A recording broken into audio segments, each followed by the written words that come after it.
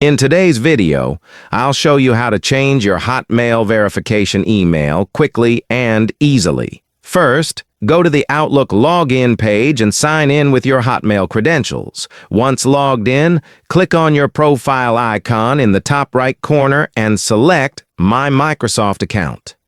Next, go to the Your Info tab and click Edit Account Info. Here, you'll find the option to add or modify your associated email addresses.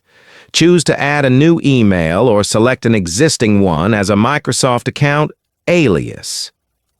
After adding your preferred email, follow the prompts to verify it, usually by clicking a link sent to that address.